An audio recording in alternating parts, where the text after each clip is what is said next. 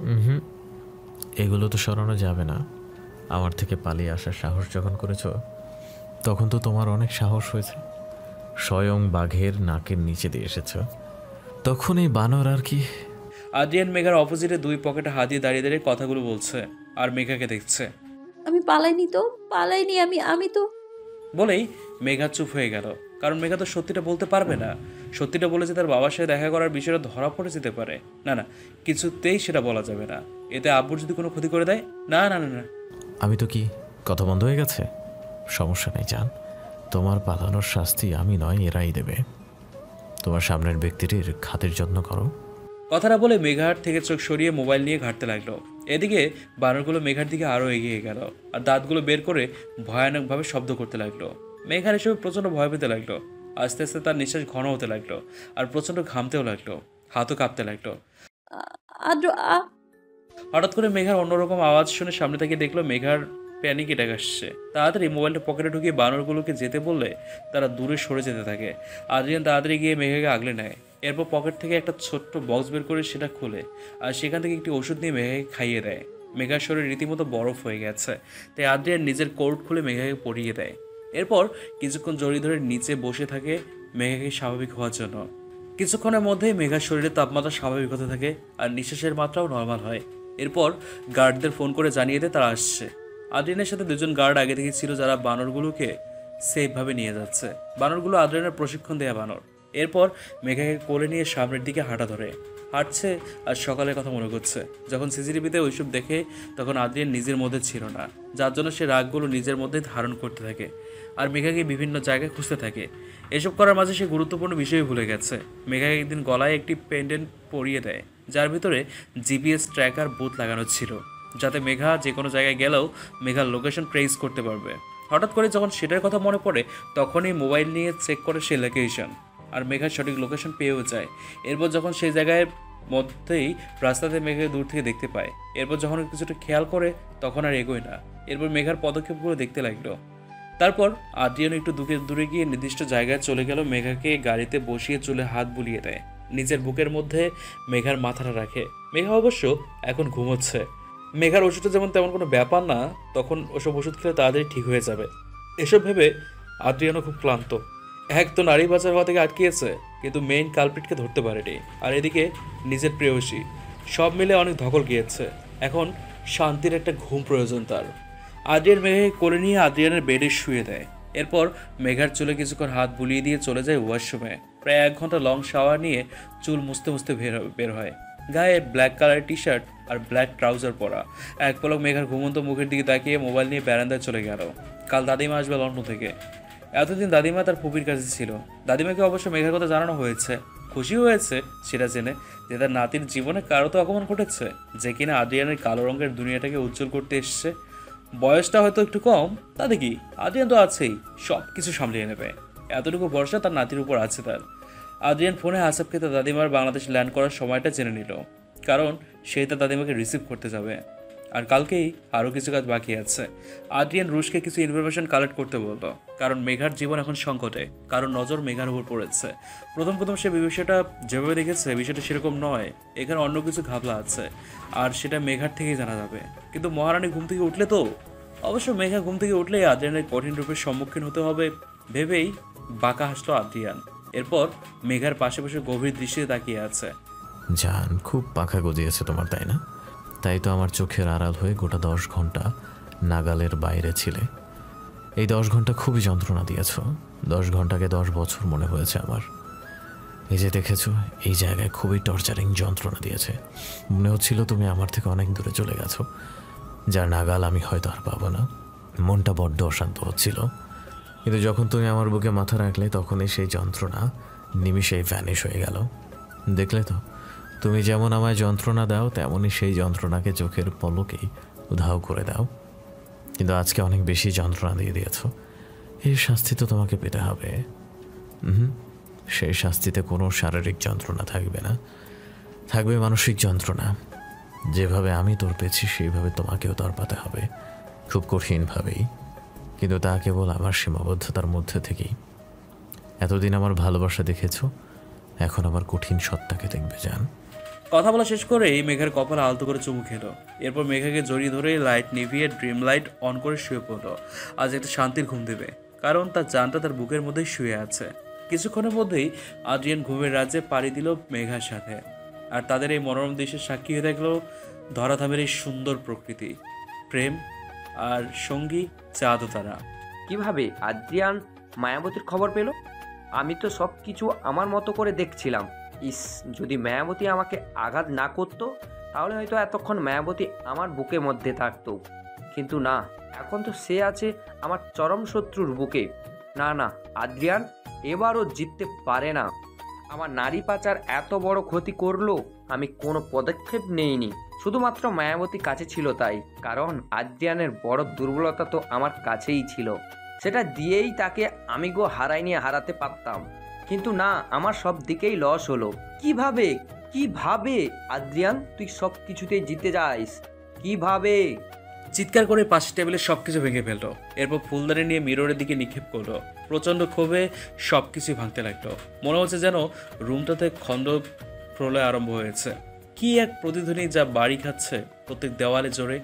ঠিক করনি মায়াবতী, আমাকে অবহেলা করে ওই আদ্রিয়ানের বুকে নিশ্চিন্তে ঘুমাচ্ছ? না না, আমি এটা কিছুতেই হতে দেব না, কিছুতেই না। কথাটা বলে পাগলের মতো হাসতে লাগলো, যেন কোনো সাইকো। দরজার বাইরে গার্ডরাও ভয় পাচ্ছে ভেতরে ঢুকতে। তাছাড়া তাদের নিষ্ফল কাজে প্রচণ্ডভাবে রেগে আছে অচেনা লোকটি। তাদের জান নিয়ে তার হাত থেকে ফিরতে পারেনি কি সেই গ্যারান্টি নেই। একে একে সবাই ভয়ে কাঁপছে আর একে অপরের দিকে তাকাচ্ছে। সকালে স্নিগ্ধ রোদের ছোঁয়ায় মেঘার ঘুমটা হালকা হলো। আস্তে আস্তে চোখ খুলে চারদিকে তাকিয়ে বোঝার চেষ্টা করলো সে এখন কোথায় আছে।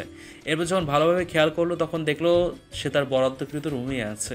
এরপর আস্তে আস্তে কালকের ঘটনাগুলো একে একে মনে পড়তে লাগলো। চারদিকে তাকিয়ে আদ্রিয়ানকে খুঁজতে লাগলো, কিন্তু কাঙ্ক্ষিত ব্যক্তির দেখা মেলো না। এরপর ঘড়িতে তাকিয়ে দেখলো 10:30 বাজে। এটা দেখেই চোখ বড় করে ফেললো। সে এতক্ষণ ঘুমিয়েছে আর কেউ তাকে জাগায়ও নি। আদ্রিয়ান তো এতক্ষণ অফিসে চলে গেছে। মেঘা তাড়াতাড়ি উঠে ফ্রেশ হয়ে একটা ওড়না ভালোভাবে জড়িয়ে নিল শরীরে। শীত লাগছে খুব। বসন্তের মাঝেও শীতের প্রকোপ এখনো বহমান আছে, তাই কখনো গরম তো কখনো শীত। মেঘা চুলগুলিকে হাত খোপা করে রুম থেকে বের হয়ে নিচে যেতে লাগলো। হঠাৎ করেই কোনো মেয়ের হাসির শব্দ পেল নিচ থেকে, তাই সেই হাসির উৎস খুঁজতে খুঁজতে নিচে নামতে লাগলো। পদ্মসিঁড়িতে এসেই বুকটা ধুপ করে উঠল, চোখটাও জ্বলছে খুব। অতি প্রিয় মানুষটির সন্নিকটে যদি অনাকাঙ্ক্ষিত অন্য কোনো নারীর প্রতিভা থাকে তাহলে সেই দৃশ্য বিষের মতো বিঁধবে অম্বরের অক্ষিপটে। যেমনটি সামনের দৃশ্য থেকে মেঘার মনে ভয়ঙ্কর প্রলয় হচ্ছে। প্রিয় ব্যক্তিটিকে হারানোর প্রলয় হয়তো বা নয়। সোফায় আদ্রিয়ানের সাথে সুন্দরী এক রমণী গা ঘেঁষে বসে আছে বললে ভুল হবে। মেয়েটি আদ্রিয়ানের কাঁধে মাথা রেখে প্রচণ্ড হেসে হেসে কথা বলছে, যেন রাজ্যের কথা জমে আছে। আর আদ্রিয়ানও না হাসলেও মেয়েটির হাত ধরে কিছু বলছে। এসব দৃশ্য দেখলে যে কারোরই মেঘার মতো অবস্থা হবে, কিন্তু তবুও মেঘা নিজেকে সামলিয়ে নিচে নামলো, কারণ তাকেও বিষয়টা পরিষ্কার করে জানতে হবে। তাই নিচে এসে তাদের অপোজিটে দাঁড়ালো আর তাদের প্রেমলঙ্গ মুহূর্তগুলো ভঙ্গ করার জন্য গলা ঝাড়া দিল। নিজেকে দুর্বল করলে চলবে না। কারো গলার ঝাড়া পেয়ে দুজনের সামনের দিকে দেখালো। আদ্রিয়ান মেঘাকে দেখে কোনো রকম রিয়াক্ট করলো না, কিন্তু সেই রমণী হাঁ করে তাকিয়ে থাকলো, যেন চরম অবাক হয়েছে সে। মুখে হাত দিয়ে দাঁড়িয়ে বলল, ওয়াও, হাউ কিউট! আদ্রিয়ান, তোমাদের বাসায় এই কিউট মেয়েটিকে? ও গড! বলেই মেয়েটি মেঘের কাছে গিয়ে মেঘাকে উপর থেকে নিচ পর্যন্ত দেখতে লাগলো আর প্রচণ্ড খুশি হলো। আদ্রিয়ান, এটা তো একদম ডল গো। কে তুমি, ডল প্রিন্সেস? আর আদ্রিয়ান তোমাকে কোত্থেকে এনেছে? ইস, আমি যদি ছেলে হতাম তোমাকে এখনই কাজে ডেকে এনে বিয়ে করে ফেলতাম। মেয়েটির কথায় মেঘা লজ্জা পেল। এটাতে দেখা যায় পাগলের মতো কখন থেকে কী সব বলে যাচ্ছে, তাও আবার আদ্রিয়ানের সামনে। আদ্রিয়ান মেয়েটির আস্থ রাখবে নাকি সেটা নিয়েই এখন মেঘার চিন্তা হচ্ছে। কিন্তু মেঘাকে অবাক করে দিয়ে আদ্রিয়ান এমন কিছু বললো যে মেঘার চোখে পানি চলে আসলো। নিশু, তুমিও না, যাকে তাকে দেখলেই তোমার এসব কথাগুলোই প্রাথমিক পাঠ হয়ে দাঁড়ায়। আর এই যে মেয়ে এতটা সুন্দর না যে তোমার প্রশংসায় লজ্জা পাবে। উফ আদ্রিয়ান, তুমি আমাকে এভাবে বলতে পারলে? শুনো, সুন্দরকে তো সুন্দর বলবই, কারণ এটা প্রশংসারই জিনিস। উল্টো যদি প্রশংসা না করি তখন তো আমার পাপ হবে। নো, আমি এই বয়সে পাপ করতে পারবো না গো। এতে আমার জায়গা জাহান্নামে হবে। তুমি কি চাও তোমার নিশু জাহান্নামে যাক? একদম না। সেটাই। আচ্ছা, বলো না মেয়েটিকে। এবারের আশ্রিতা বিপদে পড়েছিল, তাই আমার এখানে রেখেছি। আর বয়সটাও অল্প, যার জন্য অন্য কোনো জায়গায় রেখিনি। আদ্রিয়ানের এক একটা বাক্য মেঘার কানে শুলের মতো বিচ্ছিল। মনে হচ্ছে গরম লোহার খনি ঢুকিয়ে দেওয়া হয়েছে। সেইবারের আশ্রিতা কই? সে তো ইচ্ছে করে এখানে আসেনি, তাকে তো জোরপূর্বক আনা হয়েছে। এতদিন তো আদ্রিয়ান কোনোভাবেই বুঝতে দেয়নি যে সে এইবারের আশ্রিতা, বরং তাকে এই বাড়িতে রেখে সবচেয়ে আপন করেই বিহেভ করেছে। মনে হয়নি এটা তার নিজস্ব ঠিকানা নয়। হ্যাঁ, প্রথম প্রথম তার বিরক্ত লাগতো, কিন্তু এখন তো মায়াজালে ফেসে গেছে খুবই গভীরভাবে। যাকে দুই চোখে দেখতে পারতো না, আজ সে ব্যক্তি প্রতিটি নিঃশ্বাসের স্পন্দন দিতে হয়েছে। হ্যাঁ, মেঘা আদ্রকে ভালোবেসে ফেলেছে, তাও এমনভাবে যে এর থেকে পিছু হটা অসম্ভব। কিন্তু আদ্রিয়ান হঠাৎ এমন আচরণে মানে কি? এমন কি হয়েছে যে আদ্রিয়ান কাছের মানুষ থেকে অপরিচিত ব্যক্তিদের মতো আচরণ করছে? সে যাই হোক, আদ্রিয়ান, ওকে কিন্তু আমাদের বিয়ে পর্যন্ত রাখতেই হবে। কোনো মানে শুনবো না, কোনো জায়গায় পাঠানো চলবে না এই দলকে। অবশ্যই নিশু, আমাদের জীবনের এত বড় একটা শুভ দিন আসছে, যেটাকে সবাইকে তো থাকতেই হবে। আচ্ছা, তোমার ওই কথাই, ওকেও আমাদের শুভ দিনে সামিল করব, ঠিক আছে? এখন যাও, নিজের রুমে গিয়ে ফ্রেশ হয়ে নাও, অনেকটা পথ জার্নি করে এসেছো। দাদিমাও হয়তো রেস্ট নিচ্ছে, আবার অফিসে লেট হয়ে যাচ্ছে। এরপর তো বিয়ের শপিংও আছে। তুমি তৈরি থেকো, আমি এসে নিয়ে যাব, ঠিক আছে? হাক্কে মাই হিরো। কথাটা বলেই নিশু মেঘার দিকে তাকিয়ে মুচকি হেসে উপরে চলে গেল, কিন্তু রেখে গেল কারো কাজ ভাঙা মন, যা কিছুক্ষণ আগেই একটি শব্দ শুনেই শকড হয়ে আছে।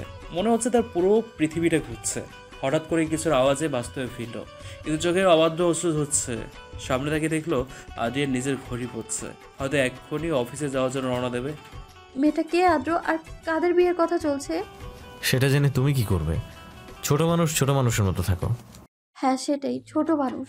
তা ঠিক, আমি হয়তো বয়সে ছোট, কিন্তু বোঝার মতো বয়স আমার হয়েছে, সেটা আপনি ভালো করেই জানেন। ও হ্যাঁ, আপনি কেন বলতে যাবেন এত কিছু? আমি তো এই বাড়ির আশ্রিতা, তাই না? হ্যাঁ ঠিক, আশ্রিতা আমি এই বাড়ির। দেখো, তোমার ফালতু বকবক শোনার একদম সময় আমার নাই। সামনে থেকে সরে দাঁড়াও। সামনে তোমার ফাইনাল পরীক্ষা, তাই পরীক্ষাতে মনোযোগ দাও। এসব বিষয় তোমার না জানলেও চলবে। কিন্তু আমার যে খুব জানতে ইচ্ছে করছে আদ্র। কেন জানতে ইচ্ছে করছে? সেটা আমি জানি না, কিন্তু আমার জানতে হবে, আর সেটা বলতে বাধ্য আপনি।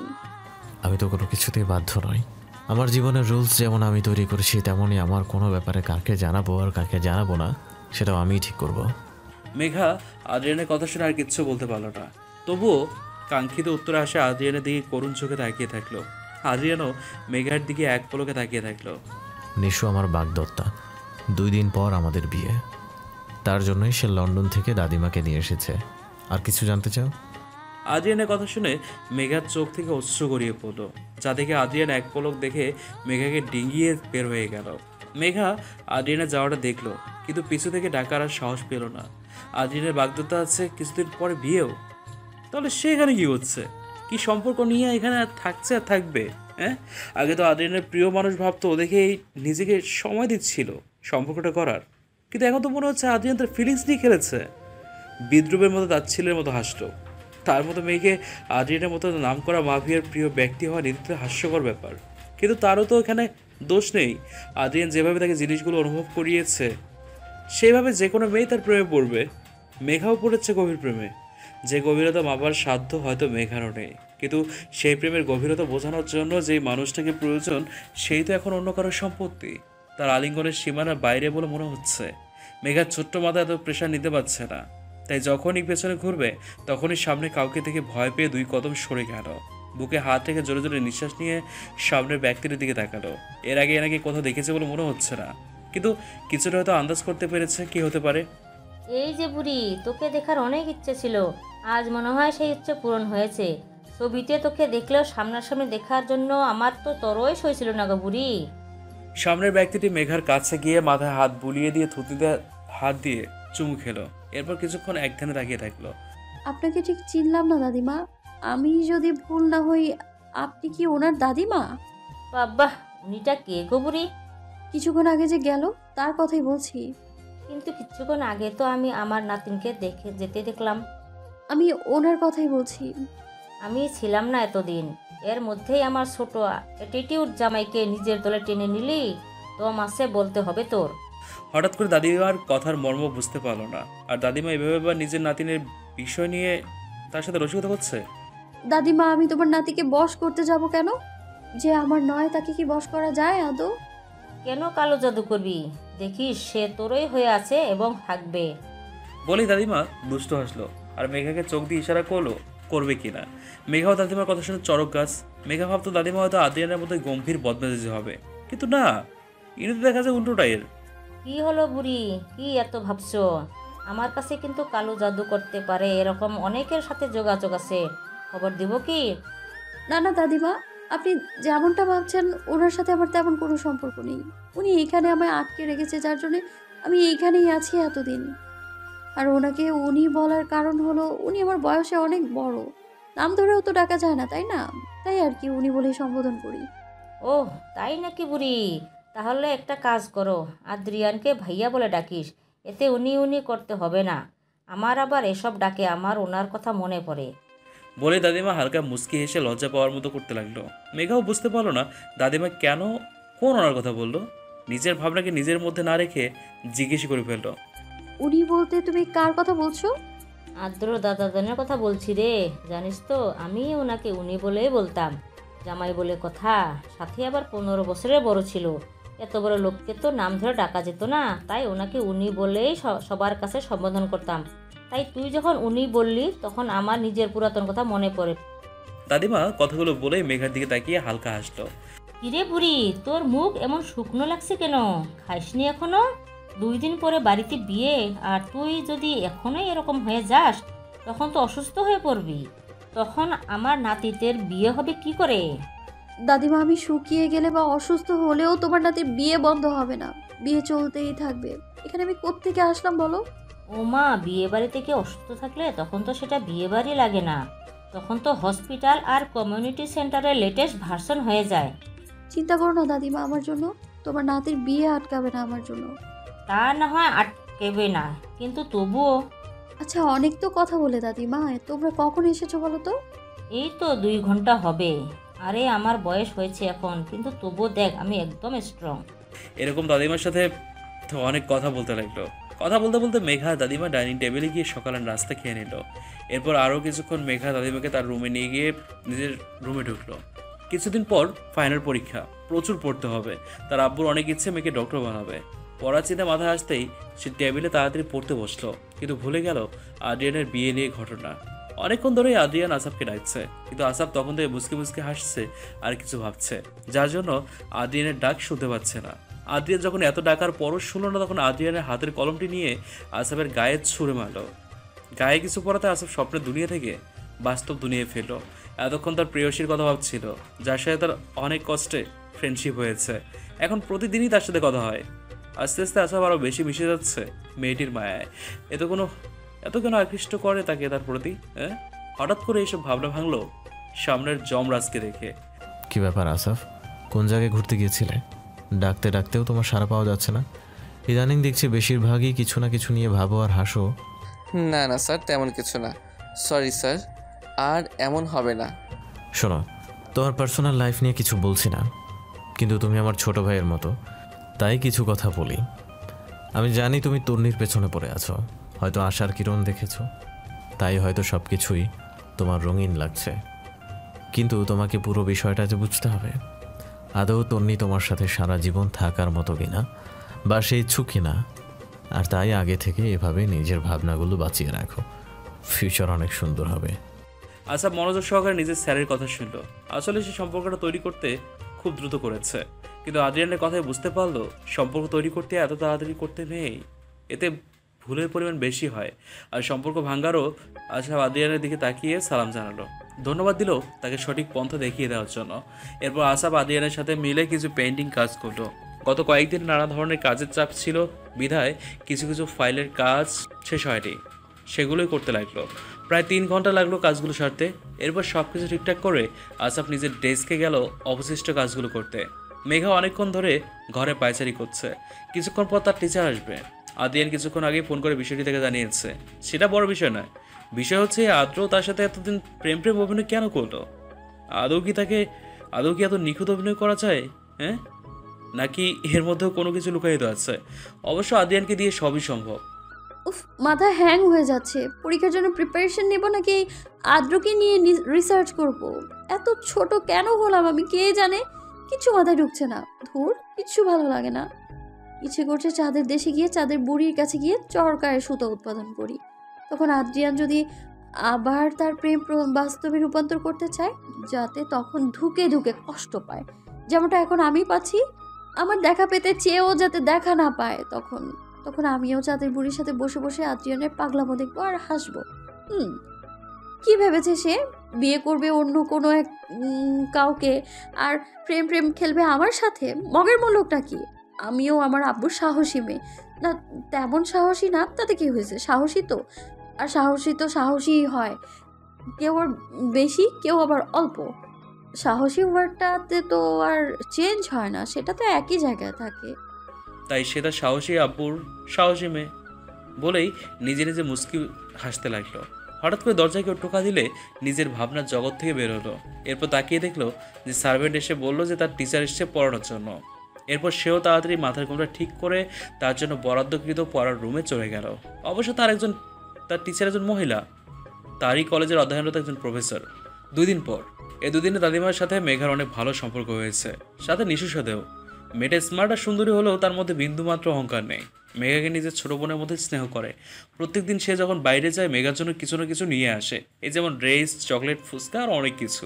মেঘাও নিজেকে নিজের বড় বোনের মতোই আপন করে নিয়েছে। এর মধ্যে আদ্রিয়ানের সাথে 2 বার দেখা হয়েছে শুধু। প্রথমবার ছিল মেঘার রুম থেকে বেরোতে গিয়ে, পরের বার ছিল নিশুকে নিয়ে যখন আদ্রিয়ান বিয়ের কেনাকাটা করতে যাচ্ছিল। অবশ্য মেঘা সেটা দেখে কষ্ট পেলেও নিজের মধ্যেই সব কিছু লুকায়িত করে রেখেছে। সবার সামনে হাসি মুখে দেখেছে, কারণ যে ব্যক্তি নিজে থেকে এত নিখুঁত অভিনয় করে, তার মতো নরম ফুলকে শুকনো ফুলে পরিণত করে ছুঁড়ে ফেলতে পারে, সে যাই হোক ভালোবাসার যোগ্য না। কিন্তু তবুও অবুঝমন্ত বারবার কাটা দিয়ে ক্ষত করছে সে পিণ্ডতে। কিন্তু তাকে যে শক্ত থাকতেই হবে। আব্বু তো বললো নিজের কাজ শেষ হলে তাকে নিয়ে যাবে, কিন্তু সে এখানে থাকতে নারাজ। সব কিছু তার চোখের সামনে হলে সে সহ্য করতে পারবে না, নাও করতে পারে। সেজন্যই সুযোগ খুঁজছে কিভাবে এখান থেকে বের হওয়া যাবে। এমনিতেই আদ্রিয়ান তাকে কলেজে যাওয়া ছাড়া কোথাও যেতে দেয় না। সাথে তারবের মতো দেখতে 2 মেয়ে বডিগার্ড দিয়েছে। প্রত্যেকদিন একবার নিয়ে যাবে, আবার কলেজ ছুটি হলে দিয়ে যাবে। প্রত্যেকদিন এক কাহিনী দেখতে দেখতে বিরক্ত হয়ে গেছে। আর আগে না হয় সে এসব মেনে নিয়েছে, কিন্তু এখন তো আধিক্যতা কেন করছে? তো এখন তো আর অভিনয়ের প্রয়োজন নেই, তাই না? সব কিছু খোলাসা। আদ্রিয়ান তাকে নিয়ে চাইছে নাকি? ডল বেবি, তুমি এখানে দাঁড়িয়ে কি করছো? আর এই অবেলায় গোসল কেন করেছো? ঠান্ডা লাগবে তো। এরপর কিন্তু আদ্রিয়ান আমাকে তো বকবে, সাথে তোমাকেও। কি যে বলো না নিশুদি, ঠান্ডা লাগবে আমার, এতে উনি কেন বকবে? আর আমি কি করব না করবো সেটা কি আদ্রিয়ান ঠিক করে দিবে নাকি? তুমিও না ভালোই মজা করো গো নিশুদি। তাই আমি মজা করছি, সেটা কিন্তু তুমি ভালো করে জানো কে কাকে বকবে। সে যাই হোক, দাদিমা খেতে ডাকছে, তুমি নাকি দুপুরেও খাওনি। আচ্ছা, খাবারের প্রতি এত অবহেলা কেন? আদ্রিয়ান থেকে তোমার হেলথের বিষয়ে শুনলাম, নিজে তো খেয়াল রাখতে হবে, তাই না? না হলে কেউ একজন কিন্তু।